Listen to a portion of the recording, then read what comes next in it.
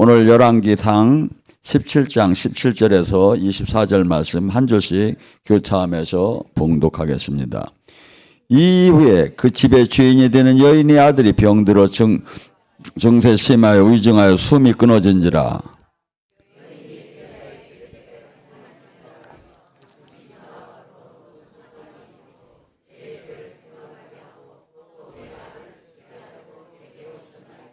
엘리야가 그들에게 그의 아들을 달라 하여 그의 여인들이 품에서 받아 안고 자기가 거처하는 다락에 올라가서 자기 침상에 누이고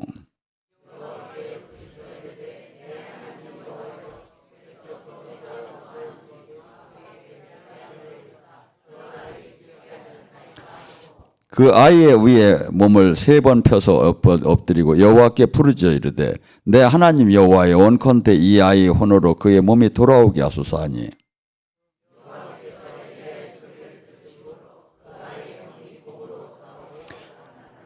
엘리야가 그 아이를 안고 다락방에서 방에 내려가서 그의 어머니에게 주며 이르되 보라 내 아들이 살아났느니라.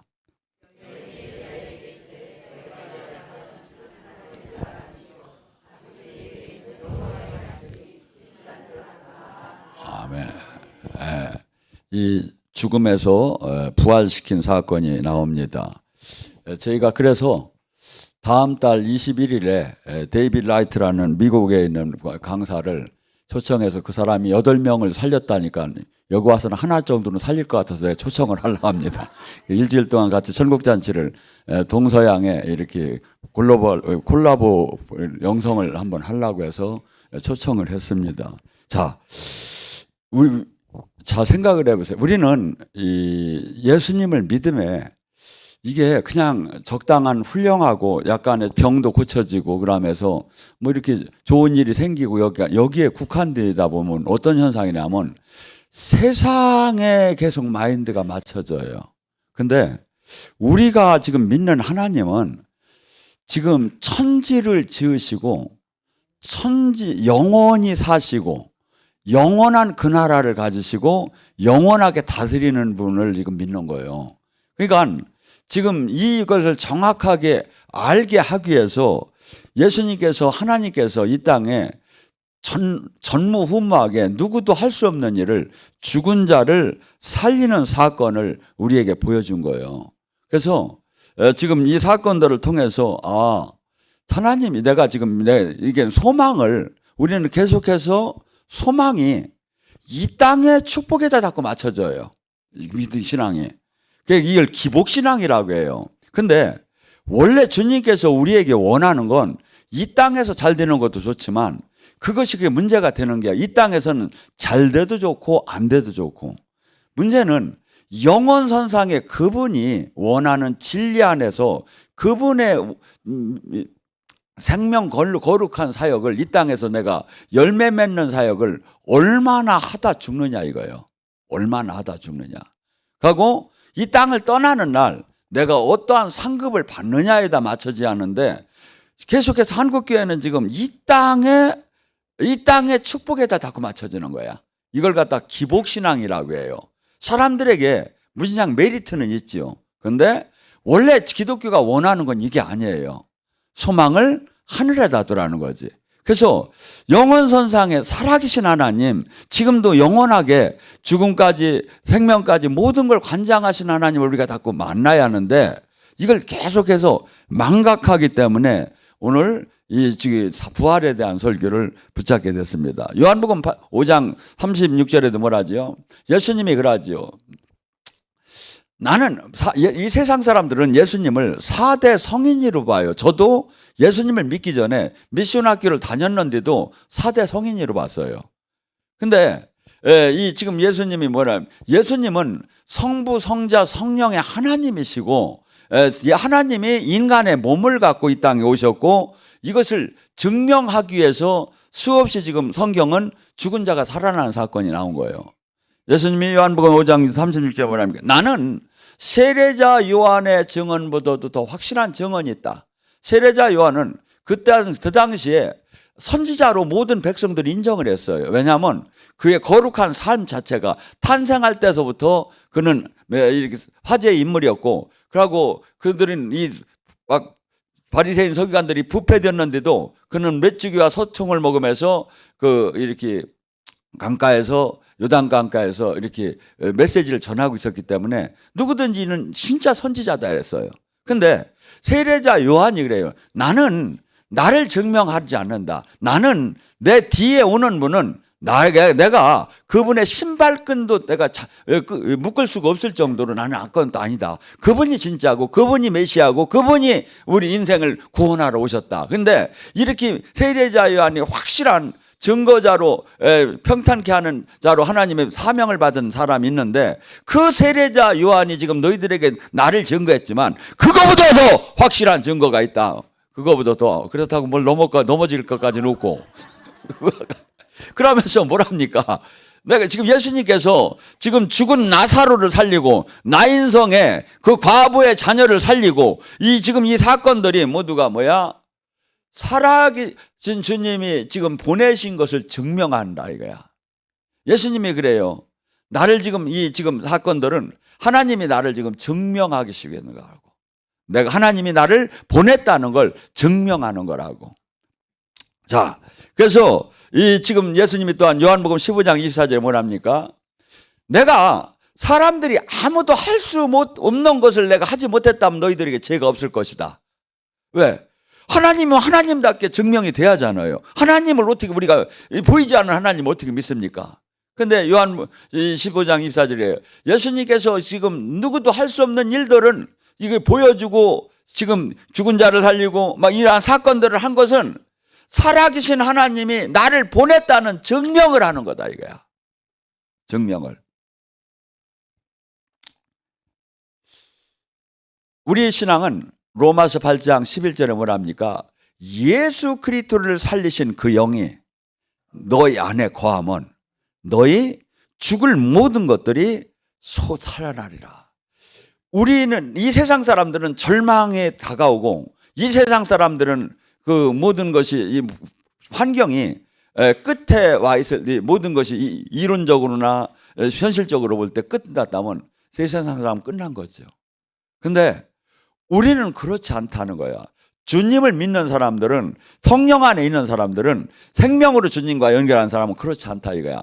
죽을 것이 예수님이 부활한 것처럼 다시 우리의 모든 것이 가정적인 문제, 물질적인 문제, 건강적인 문제 이 부활하듯이 새로 살아날 거야. 살아날 거야. 그러니까 뭐죠? 항상 이 하나님의 사람은 소망이 넘쳐 살이에요.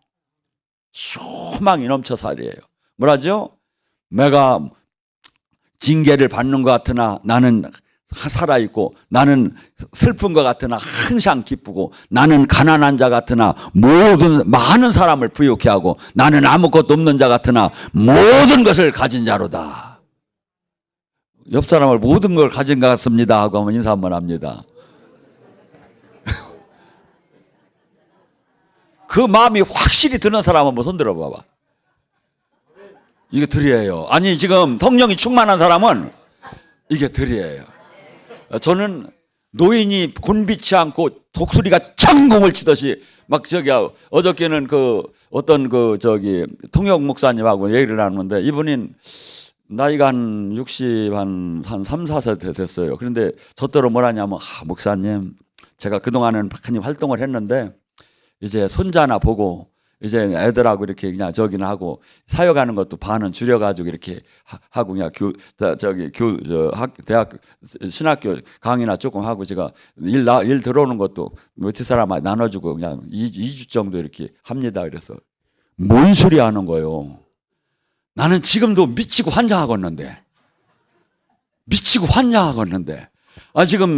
지금 이 한국을 보나 세상을 보나 제가 볼 때는 이게 다 죽어가고 끝난 건데 이걸 내가 살아있는 동안에 어떻게 하면 뒤집을 수 있는가? 어떻게 하면 이것을 알릴 수 있는가? 막 그 얘기를 한 3시간 전 식사를 나누면서까지 했어요. 그랬더니 이분이 달라지기 시작하는 거야. 왜?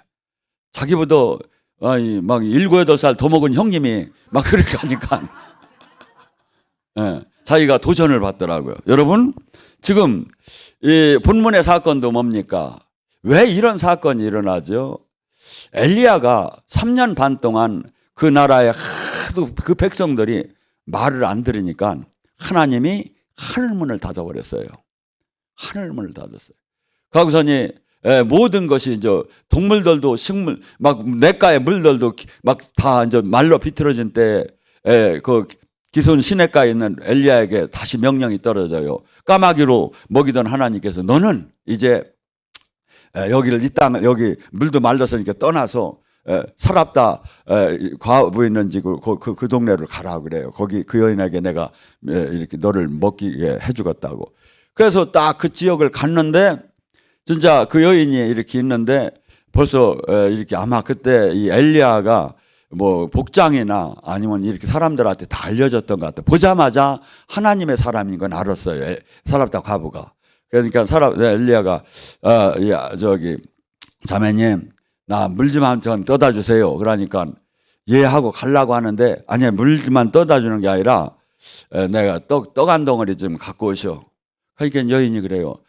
아니 사실은 제가 지금 여기 나무 줍는 것이 밀 한 주먹하고 기름 한 줌 조금 있어서 떡 한 덩어리 만들어서 자식하고 먹고 죽으려고 합니다.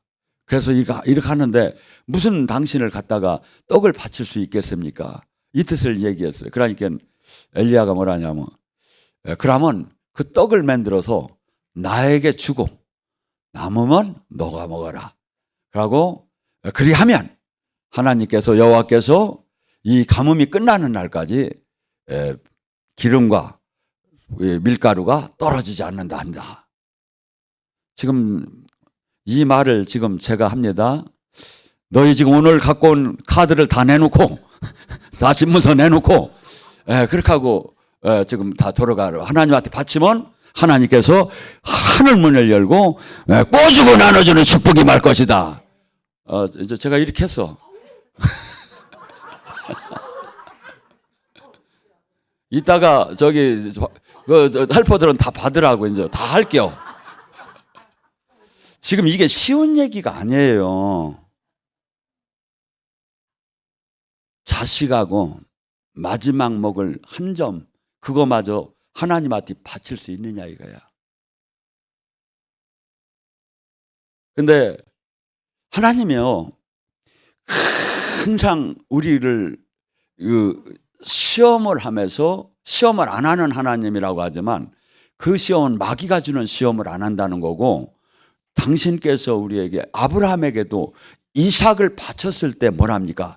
내가 나를 두고 맹세컨대 너에게 복을 주고 복을 줄 것이다. 하나님 우리는 막 그러죠. 하늘을 들고 맹세컨대 나 거짓말 안 시켰어 이렇게 하지 않아요. 근데 하나님은 하늘보다 커셔. 그러니까 하나님은 하늘 보고 맹세할 수가 없어. 그냥 나를 두고 맹세컨대 내가 너를 복을 주고 복을 주리라. 네가 그렇게 했기 때문에. 그래서 이 여인이 가서 정말 그렇게 했을 때 기름이 떨어지지 않고 이렇게 밀가루가 떨어지지 않고 계속해서 막 그릇에서 막 나오기 시작하는 거예요. 그러다 어느 날 그 아이가 죽은 거야. 그 집 아이가. 그러니까 이 여인이 막 그냥 대성통곡을 하면서 이런 슬픔이 나에게 임했느냐고 막 저기 하죠. 그러니까 그 아이를 갖고 오라고 해서 데리고 오라고 해서 자기 침상에 올라가서 뭐라죠? 3번 그 아이의 몸에 올라가서 그것을 3번 마주치고 이렇게 위에서 이렇게 몸을 여기 접촉을 하고 그 다음에 내려와서 그가 일어났더라. 여기 이 엘리야와 엘리사가 치유의 영의 원리가 나와요. 사실은 엘리사는 아이에게 눈은 눈으로 손은 손으로 입은 손은 이렇게 하면서 얼굴을 막 대면서 기름 부음을 하다 보니까 몸이 따뜻해지는데 또 내려와서 또 한참 이렇게 왔다 갔다 하다가 또 올라가서 이렇게 하고 그러니까 애가 기침을 재치기를 7 하고서는 살아나더라. 우리 여러분 재치기 하잖아요. 기침하잖아요. 이게 악한 영 나가는 방법이에요. 하고 몸과 몸이 영성의 가들이 몸과 몸이 피부가 마주치는 게 가장 임파테이션이 돼요. 영의 원리가 다 들어갔어 이게. 아이고 그런 게 어딨어. 제가 그냥 시범을 한번 해줘. 제가 이렇게 보면 맞아요. 그래서 이 피부가 그래서 이렇게 달 때 이 임파처션이 많이 되게 돼 있어요. 자, 지금 이 수냄 여인 사건도 그래요. 이 수냄 여인 사건은 엘리사가 아니라 엘리사, 열왕기 하에 나오는 4장 29절에 나오는 건데, 엘리사가 항상 그 수냄 지역을 지나갈 때 하나님의 사람을 일로 들어오시라고 해서 막 그냥 접대를 잡고 잘해주는 거야. 그러다가 나중에는 부부가 상의해가지고 자기네 집을 방 하나를 아주 잘 꾸며가지고 책상 넣고 막 잘 꾸며가지고 선생님 이 짝 지나갈 때는 무조건 여기를 그냥 방을 쓰세요. 여기를 숙소로 쓰세요. 와서 식사하시고. 그러면서 이 접대를 한 거예요. 그 접대를 받다 보니까 엘리사가 고맙잖아요. 그 믿음이 아주 아름다우니까 한 번은 불러가지고 내가 너에게 무엇을 해줄까? 왕아팀을 부탁할까? 뭘 해줄까? 그러니까 다 필요 없다고 합니다. 그래서 근데 필요 없다고 나갔는데 그 몸종한테 물어보니까 이 집에 두 노인 남편은 늙고 이 집에 아이가 없습니다. 이렇게 얘기를 듣더니 엘리사가 뭐라 합니까? 여인을 불러서 내년 이맘때쯤에는 네가 아이를 가지리라. 이 얘기를 듣고서니 부부관계도 안 하던 이 사람이 막 갑자기 막 몸에 불이 나기 시작한 거야. 그래가지고 가서 신랑님 하고서니 어떻게 저기 하셔가지고서니 내년 이맘때 진짜 애를 갖게. 왜냐하면 마인드가 바꿔져요. 하나님이 저기 선포가 되려면 마인드가 바꿔져요. 관계도 안 했는데 애 낳았다는 얘기 없어. 그냥 막 지금 남편은 늙고 이제 도저히 아마 이렇게 됐는데도 어떻건 간에 소망이 생기고 비전이 생기고, 그래서 엘리사 집에 그 수냄 여인 집에 진짜 아이를 탄생을 한 거예요.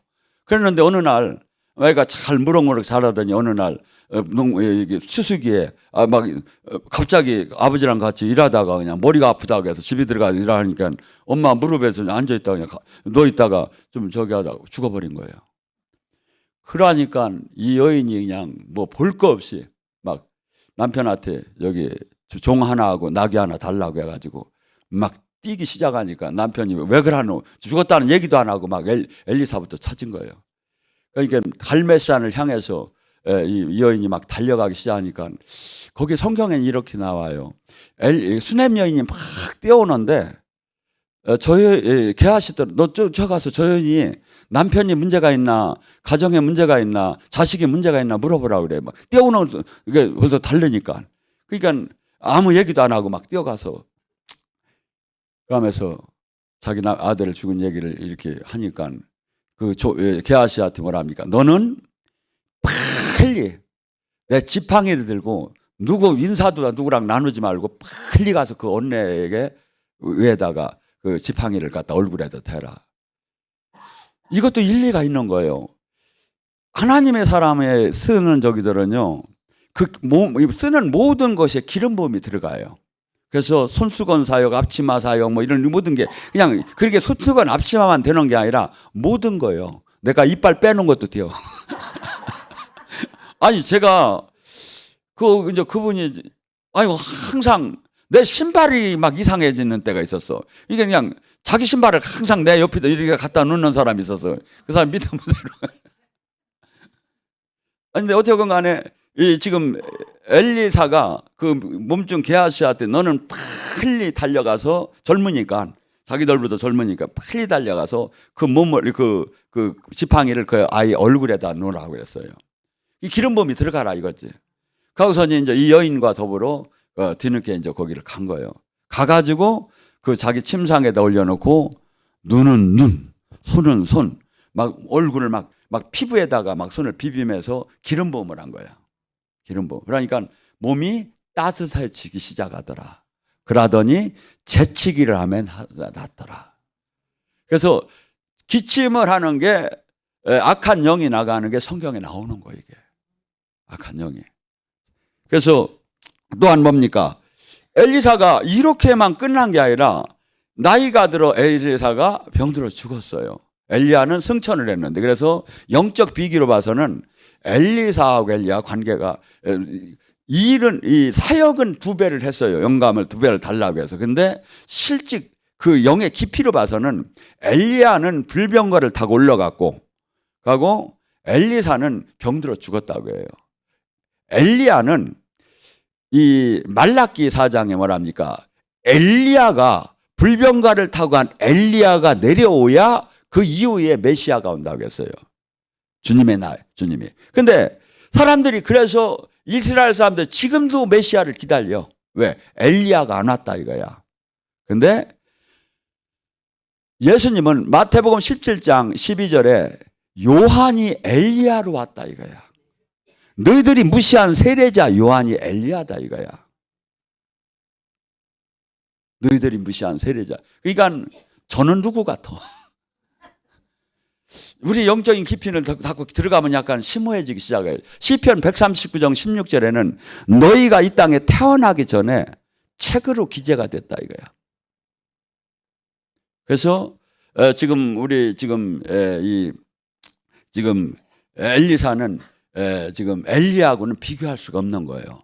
근데 엘리야가 어떻든 간에 엘리사가 죽은 묘지. 근데 모압의 그 강도들이, 모압의 그 도적들이 막 그 나라를 침공을 했어요.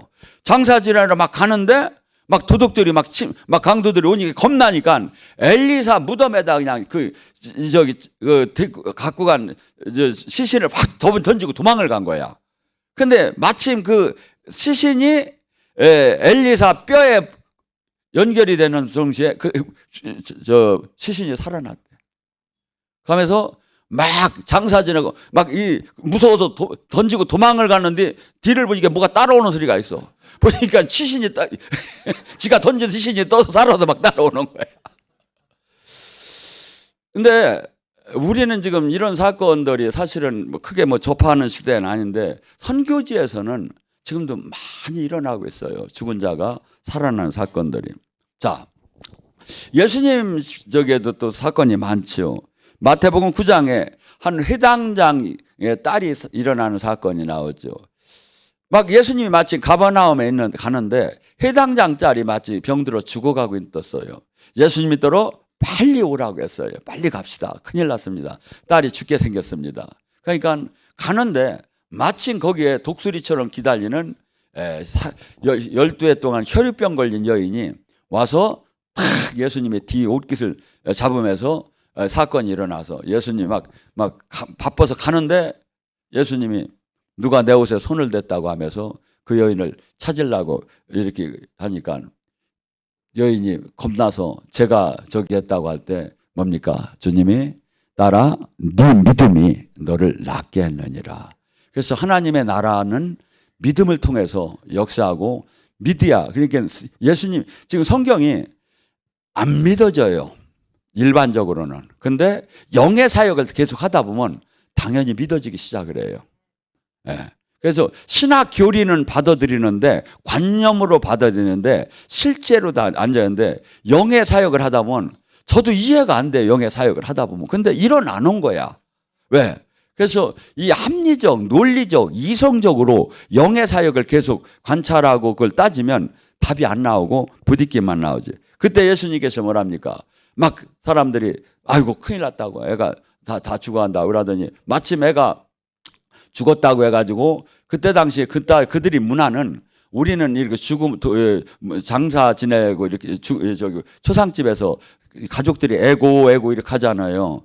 근데 거기는 그 슬픔을 더 이렇게 뭐랄까 업그레이드 시키기 위해서 사람들한테 곡을 해주는 사람을 돈 주고 저기 썬 모양이야. 도우미로다니. 이게 그 사람들이 와서 막 슬픈 것을 막 울면서 또 막 이렇게 막 저기를 해주는 거죠. 근데 주님이 아니다. 죽은 게 아니다. 하니까 막 사람들이 울고 끝났다고 이제 빨리 돌려보내라 하니까 주님이 뭐라냐. 너희는 두려워하지 말고 믿기만 하라. 여러분의 인생사에 수없이 죽음처럼 두려운 때가 많아요. 주님이 그래요. 두려워하지 말고 믿기만 하라.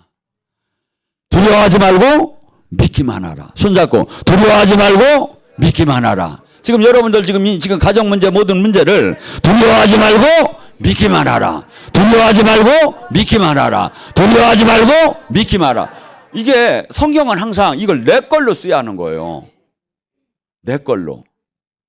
하고 예수님이 그 소녀의 방에 들어갈 때 어떻게 했습니까? 베드로 딴 사람을 내비두고 베드로, 요한, 야고보만 데리고 들어갔다. 왜 그랬을까요?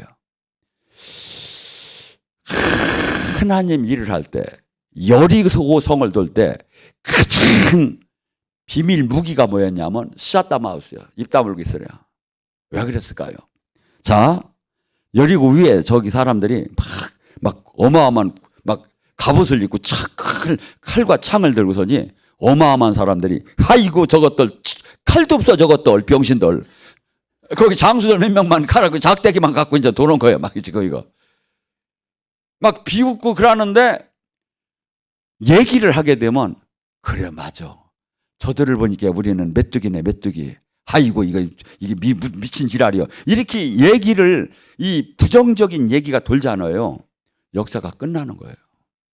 하나님 나라는. 그래서 아무 얘기를 하지 말고 돌으라는 거예요.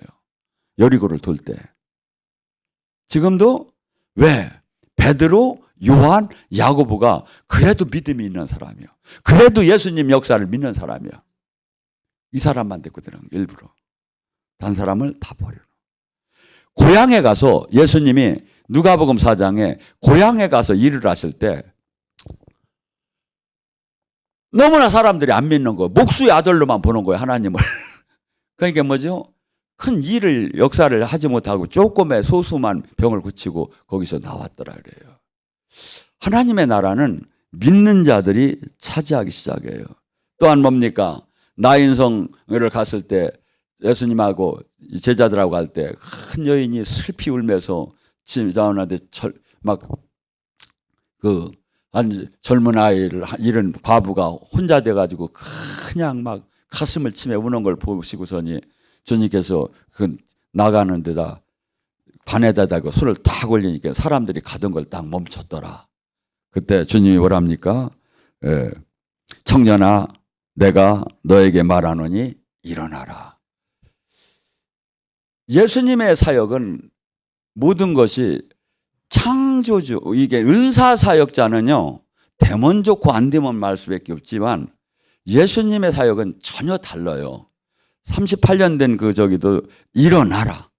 내가 이 은사사역은 아무리 능력이 있어도 이렇게 못하는 거예요. 예. 막 사역을 할 때 주님께서 역사하는 부분만 이렇게 체크하는 거지. 근데 이분은 당신 자신이 하나님이시기 때문에 젖는 자의 권능으로 선포할 때 그대로 역사가 일어났죠. 또한 예수님께서 나사로와 마리아와 마르타 사건이 있죠. 그 마리아는 예수님의 이 발밑에서 옥합을 깨가지고 예수님의 장사 지내는 것을 준비한 여인이죠. 그래서 베단이라는 것은 예수님이 예루살렘을 지나갈 때 한 5km 정도 되는 지점인데 늘 거기에 머물렀어요. 왜냐하면 그 사건이 있는 이후로 가까이 지내면서 거기서 밥도 잡수시고 쉬시기도 하면서 이런데 마침내 예수님이 딴 지역에 갔는데 나사로가 큰 병에 들어 죽게 생겼으니까 사람을 보낸 거예요.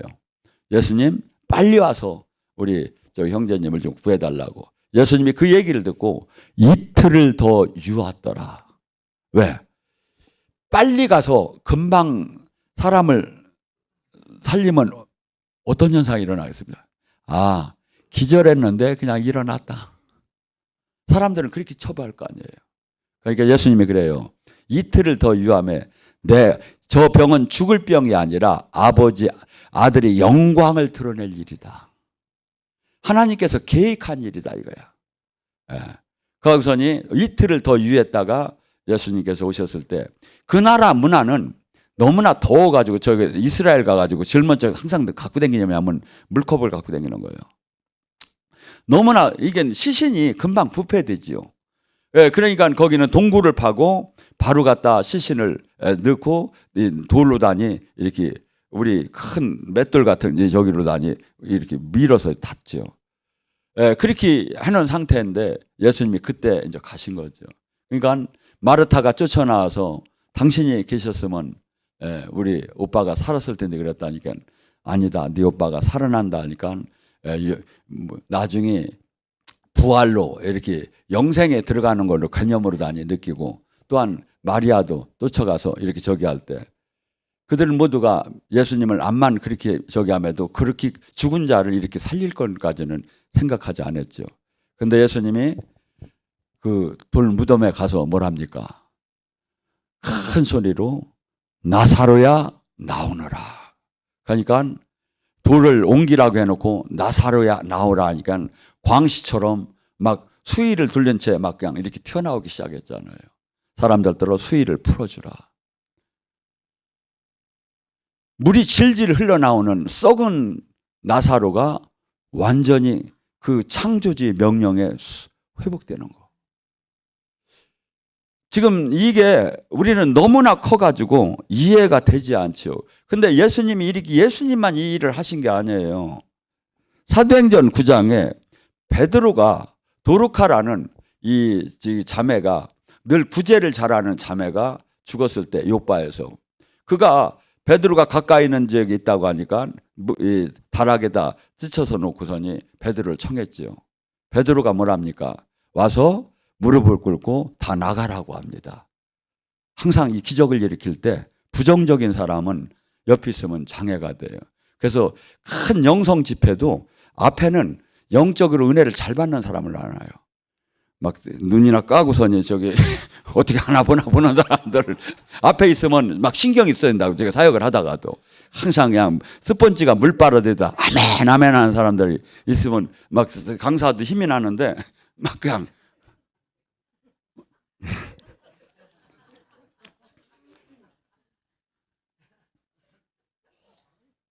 베드로가 기도할 때 뭐랍니까? 하나님께서 베드로야 가라. 내가 너에게 그 부활을 시키는 내가 역사를 할 것이다. 가서 선포만 하라.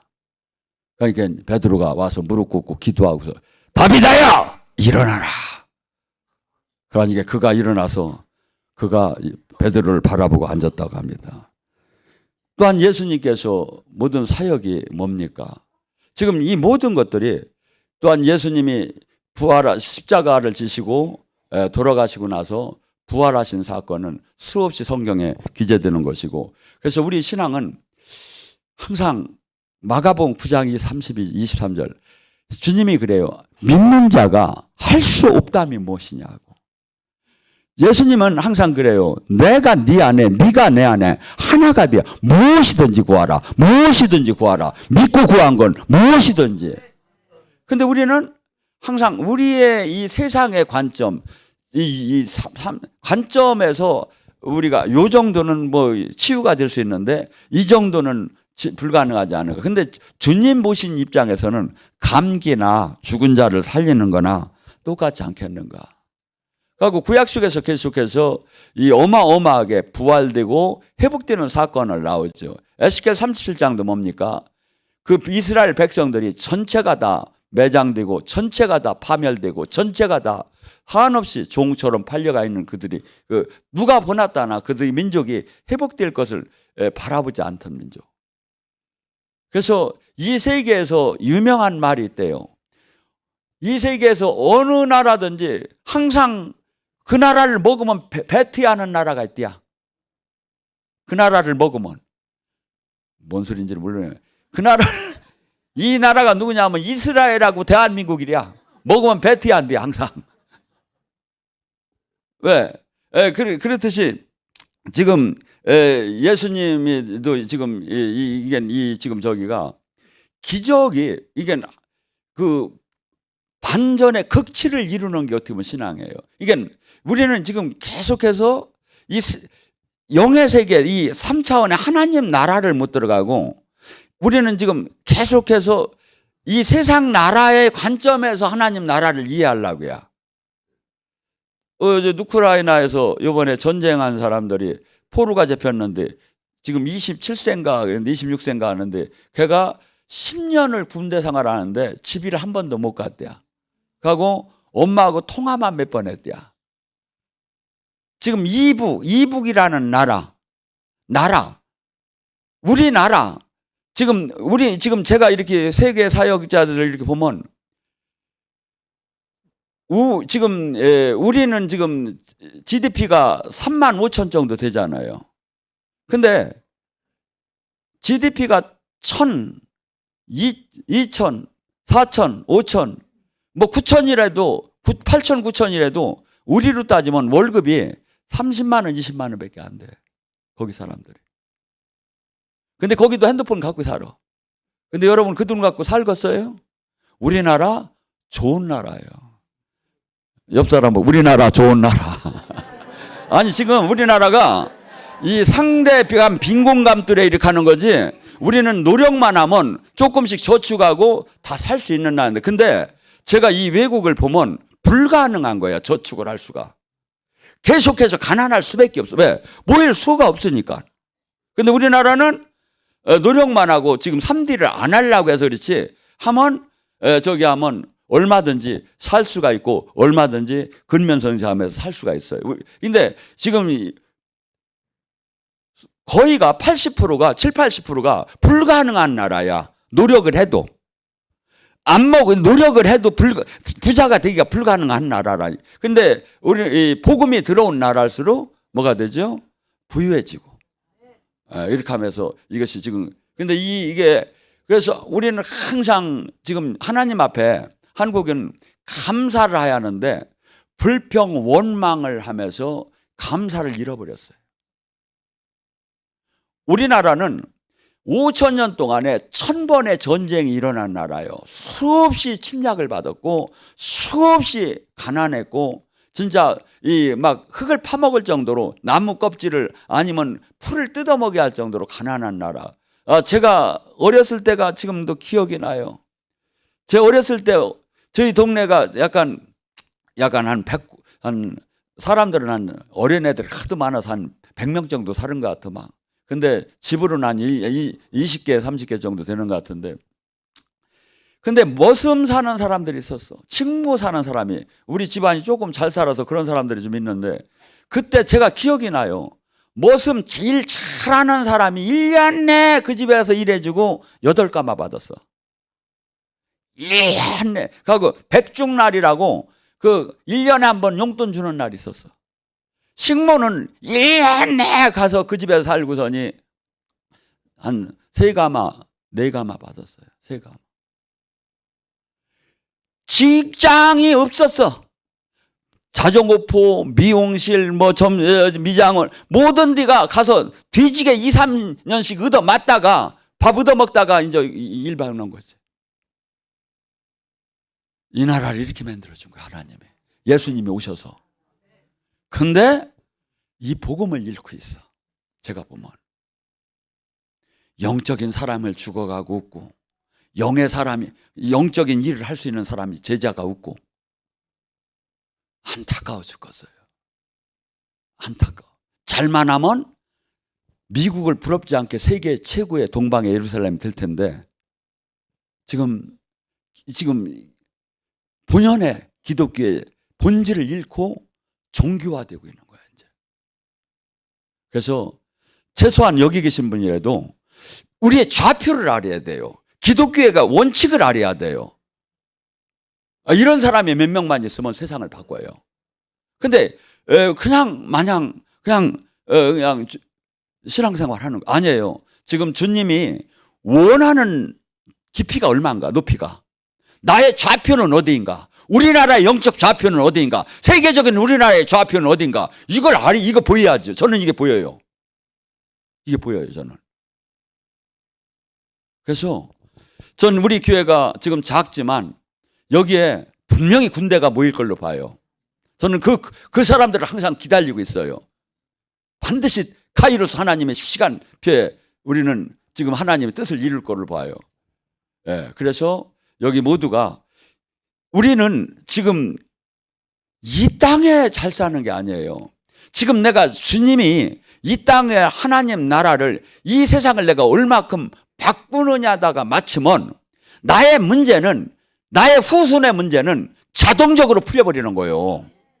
근데 마귀는 여러분의 시선을 나에게 맞추는 거야. 내 가정에다 맞추게 하는 거야. 왜? 제자가 되면 안 되니까. 진리를 깨달으면 안 되니까. 계속해서 이렇게 메뚜기를 만드는 거야. 근데 이 시선이 지금 여러분이 성경을 읽고 이 말씀을 들으면 이 시선이 주님의 마인드로 바뀌게 하는 거야. 하나님이 쓸 수 있는 사람이 이 사람밖에 없어요. 하고 내가 이 땅을 떠나는 날이 얼마나 아름다운 날입니까? 그 삶을 살다가 죽는 사람은. 근데 강도도 부지런히 산 사람은 바쁘게 살고 도둑놈도 부지런히 바쁘게 왜? 도둑놈도 뭐 게을른 도둑놈은 한 달에 뭐 세네 번 턴다지만 부지런한 도둑놈들은 자식 생각해서 막 20탕도 뛸 거고 막. 근데 그게 자랑이 될 수 있느냐 이거야. 악하게 한 게 자랑이 될 수 있느냐 이거야, 세상 것이. 근데 선한 하나님의 뜻을 부지런히 한 사람이 영광을 얼마나 주냐 이거죠. 그리고 여러분이 생각해서요. 여러분이 살아계신 하나님이라고 믿어진다면 내가 나를 위해 살 이유가 없어요. 왜? 당연히 책임을 지니까. 당연히 책임을 지니까. 나는 하나님 일만 하면 되는 거예요. 하나님이 뜻을만 이루면 되는 거예요. 그래서 모두가 승리하는 여러분이 되기를 주님으로 축원합니다.